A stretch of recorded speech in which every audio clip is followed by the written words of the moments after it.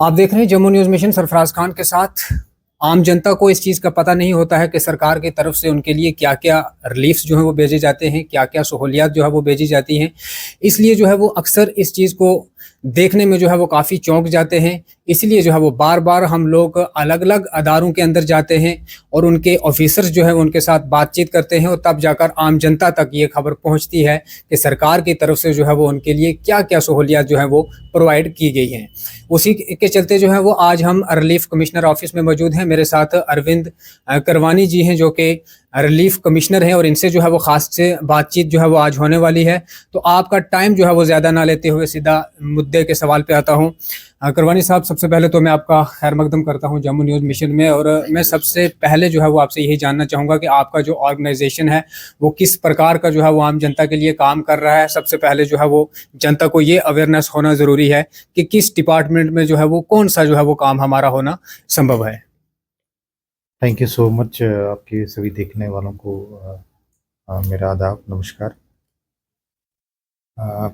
जहाँ तक relief organisation का सवाल है, हमारे साथ 48,000 करीब जो फैमिलीज़ है वो रजिस्टर्ड हैं, जिसमें कश्मीर वैली से डिस्प्लेस्ड लोग हैं मेजॉरिटी। 47,000 फैमिलीज़ लगभग वही है जो कश्मीर वैली से हालात की वजह से 90s में माइग्रेट हुए थे। उसके अलावा जम्मू माइग्रेंट्स भी लगभग 1,000 फैमिलीज़ जो है जम्मू माइग्रेंट्स भी हमारे साथ रजिस्टर्ड हैं।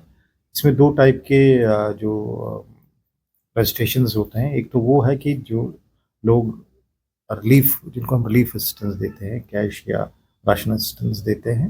और दूसरा है नॉन रिलीफ कैटेगरी, जो मेजॉरिटी हमारे पास नॉन रिलीफ कैटेगरी, लगभग 27,000 फैमिली जो है नॉन रिलीफ कैटेगरी में। तो उनको हम जो है वेरियस फैसिलिटीज़ देते हैं। डोमिसाइल सर्टिफिकेट है या डिफरेंट कैटेगरी सर्टिफिकेट्स है, एजुकेशन पर्पज़ के लिए माइग्रेंट सर्टिफिकेट्स है, या जो हमारे पीएम पैकेज एम्प्लॉयज़ हैं जो वैली में के, तो वो सर्विस हम प्रोवाइड करते हैं। इसके अलावा वो माइग्रेंट्स जो जम्मू कश्मीर में रजिस्टर नहीं हो सके किसी वजह के कारण, जम्मू कश्मीर से बाहर रहते हैं, तो उनको भी हम सर्विसेज प्रोवाइड करते हैं।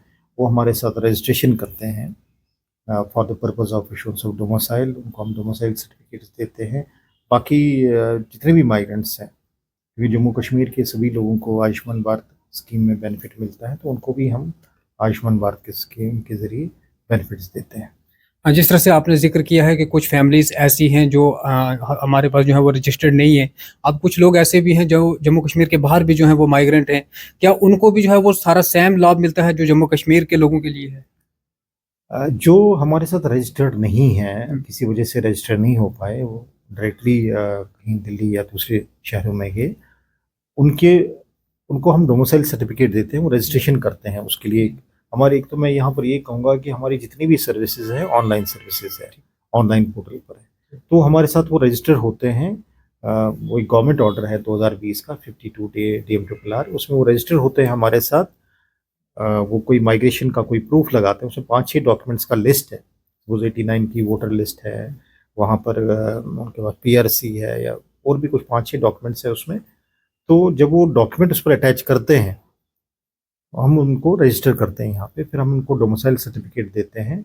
और वहाँ जो बाहर माइग्रेंट्स हैं उनको हम आयुष्मान कार्ड, हम टाइम टू टाइम वहाँ पर आउटरीच प्रोग्राम्स करते हैं, वहाँ कैंप्स होते हैं, तो उनको हम वहाँ पे उन कैंप्स में वो सर्विसेज देते हैं। इसी तरह से जैसे पिछले साल में पार्लियामेंट इलेक्शन हुआ, उससे उसके बाद फिर असेंबली का इलेक्शन हुआ, तो वहाँ पे हमने स्पेशल कैंप्स किए जो समरी डिवीज़न में।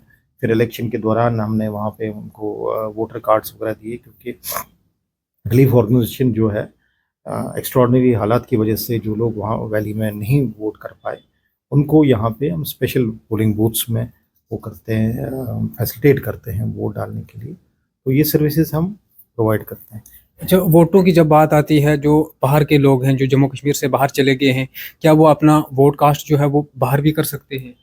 उनके लिए जो कुछ इस तरह की इसमें जो 89 में माइग्रेट हो गए हैं, तो जब भी इलेक्शन होता है तो उनके लिए एक स्पेशल प्रावधान रखा जाता है। जैसे पीछे पार्लियामेंट इलेक्शन हुआ, तो उस वक्त एक स्कीम आ गई कि जो लोग माइग्रेंट्स हैं और नॉर्मल हालात ना होने की वजह से कश्मीर में वोट नहीं डाल सकते हैं अपने जहाँ पर उनका ओरिजिनल पोलिंग बूथ है, तो वो बाहर भी डाल सकते हैं। तो उनके लिए जम्मू में, दिल्ली में स्पेशल पोलिंग स्टेशन प्रोवाइड होते हैं और उनके पास तीनों ऑप्शंस है। एक तो वो स्पेशल पोलिंग स्टेशन में भी वोट डाल सकते हैं, दूसरा वो पोस्टल बैलेट के ज़रिए वोट कर सकते हैं, जो उनकी अपनी कॉन्स्टिट्यूंसी है कश्मीर में, जो कॉन्स्टिट्यूंसी वहाँ के पोलिंग बूथ में भी वो वोट डाल सकते हैं। तीनों ऑप्शन होते हैं माइग्रेंट के लिए।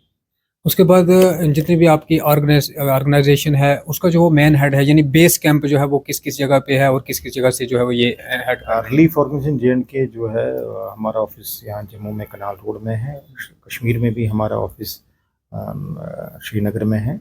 इसके अलावा जैसे मैंने कहा कि हमारे PM पैकेज एम्प्लॉयज़ है वहाँ पे, तो 20 लोकेशंस हैं जहाँ पर ट्रांजिट एकोमोडेशंस हैं, एम्प्लॉयज़ रहते हैं।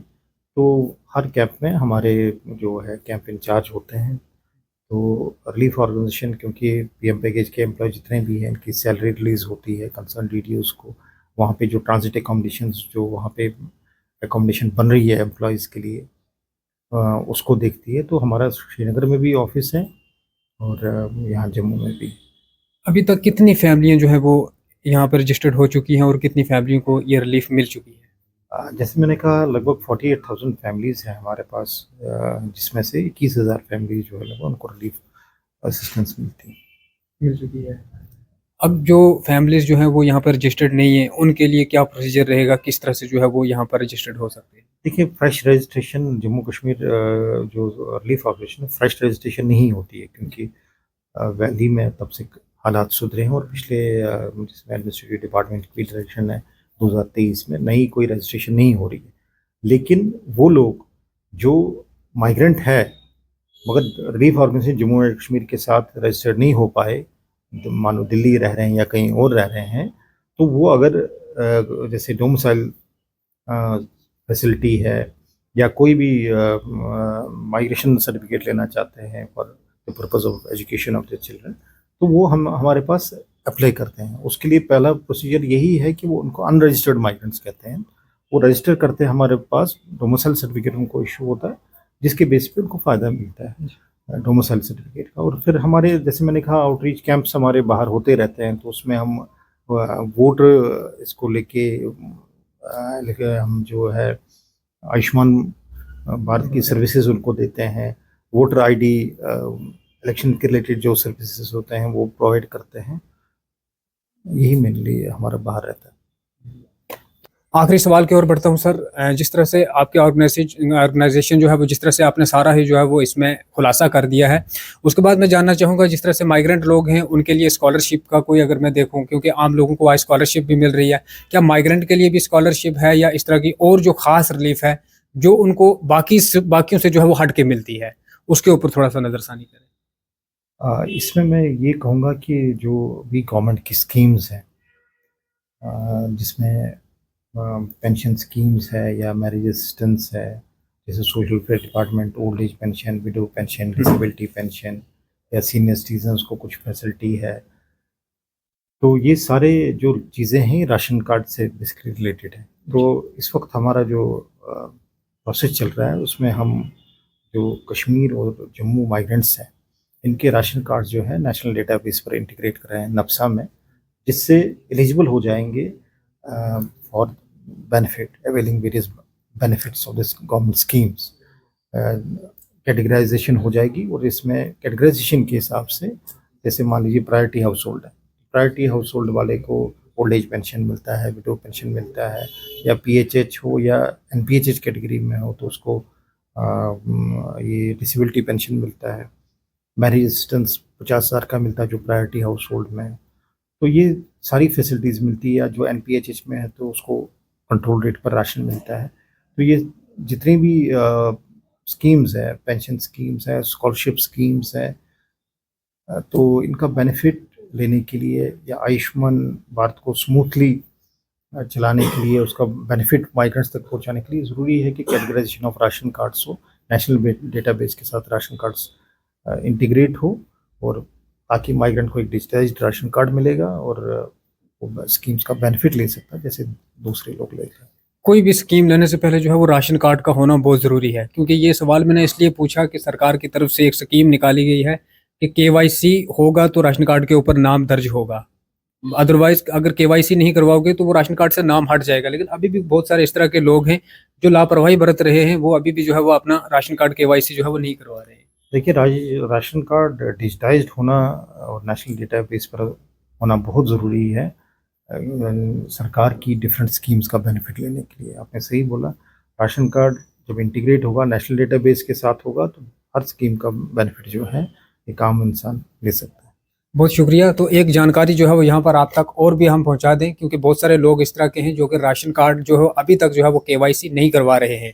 लेकिन अभी स्पष्ट हो गया है कि अगर आपका राशन कार्ड वैलिड नहीं है तब तक जो है वो आप कोई भी स्कीम का लाभ जो है वो नहीं उठा सकते हैं। इसलिए सबसे पहले जो है वो आप जाकर अपना केवाईसी करवाएं, राशन कार्ड के ऊपर जो है वो अपना नाम दर्ज करवाएं, उसके बाद ही जो है वो आप इन स्कीमों का जो है वो लाभ उठा सकते हैं। तो मेन चीज़ ये है कि जितने भी लोग जो है वो इनके पास रजिस्टर्ड हैं, अगर उनमें से जो है वो किसी को भी इस जानकारी का जो है वो पता नहीं है, वो ज़रूर जो है वो रिलीफ कमिश्नर ऑफिस में आकर उसकी जानकारी जो है वो ले सकते हैं, क्योंकि बहुत सारे इस तरह के लोग होते हैं जिनको जो है वो इन चीज़ों के ऊपर ध्यान नहीं देता है, वो एक दूसरे से सुनकर ही जो है वो एक अदारे में पहुंचते हैं। तो इसलिए ये खबर करना इसलिए ज़रूरी समझा क्योंकि बहुत सारे हमारे जो कश्मीर के माइग्रेंट लोग हैं जो जम्मू में रह रहे हैं, और कुछ इस तरह के लोग भी हैं जो जम्मू कश्मीर से बाहर के राज्यों में भी जो है वो रह रहे हैं, उनको भी जो है वो इस चीज़ का पता नहीं है।